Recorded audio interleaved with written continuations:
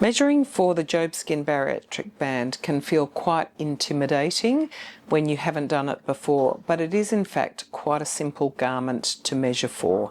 The challenge comes from dealing with a large and slightly unwieldy body shape. However, the guideline today hopefully will increase your confidence so that you can measure accurately. We need to take a number of linear measures because the linear measures for a large abdominal pannus are not uniform, but we only need 4 circumferential measures. We're using a simulation suit today to provide a more practical guideline, but we just want to assure everyone that there is no disrespect intended in using this suit. All right, let's start with the circumferential measures. For this measure, we need 3 pieces of equipment. One is just the Jobskin retractable tape measure. The second, when you're dealing with a very large body shape, is the paper tape. These come in 1 metre lengths and can be secured together so that easily and respectfully we can extend the length of the tape measure that we're using to enable us to take those larger circumferences, and of course a body marker pencil. We're going to start with the circumferential measures, as I say. So Veronica, if you could turn to the right. We're going to, as we take each measure, we're going to mark on the back here. I've just put tape here so that you can clearly see the measures that we're taking. All right, Veronica, if you could turn a little bit this way for me.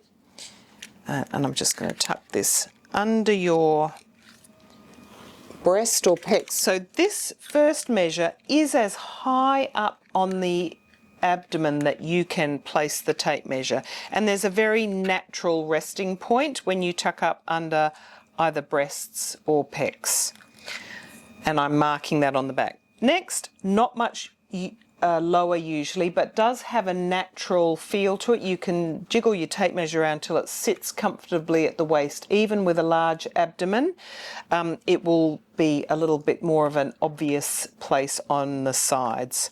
And then we're going to mark the waist. The next one I most commonly would ask a patient to help me with. Now, in fact, I know that this is not going to make the distance as a 150 measure, so I'm going to swap to the paper tape.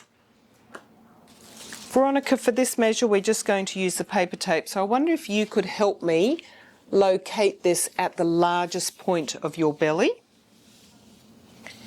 And because a patient usually can't clearly see all of their pannus, I would check this measure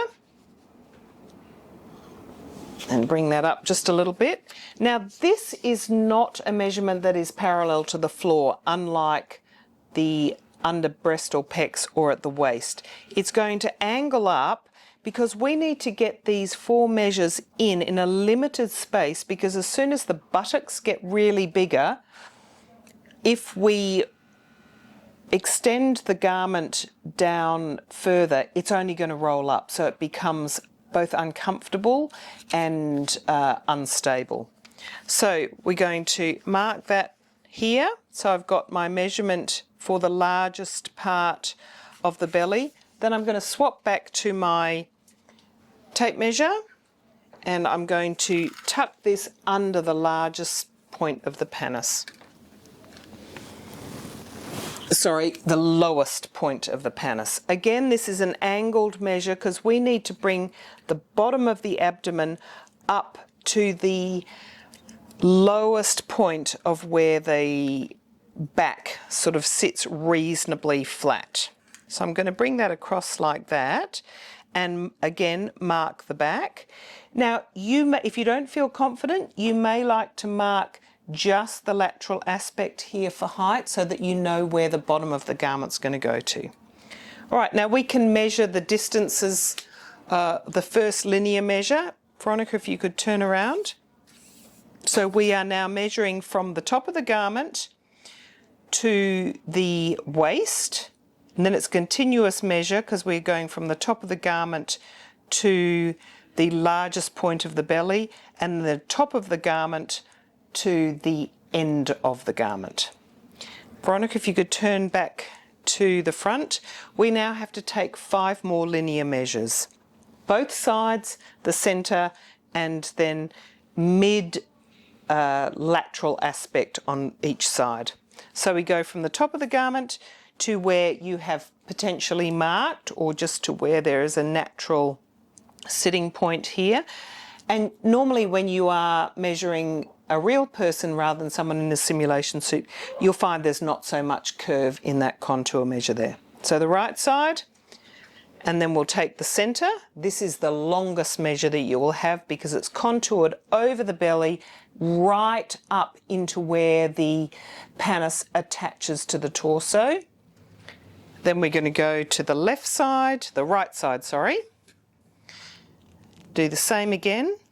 And then we have 2 more length measures here. It's basically midway between the centre and the side.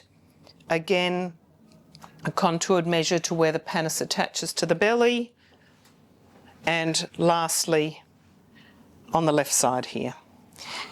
It's really common that those 2 measures are asymmetrical. In my experience, most people with lymphedema of the abdomen or very large abdominal pannuses or aprons are asymmetrical. So if those measures seem quite out, don't be surprised.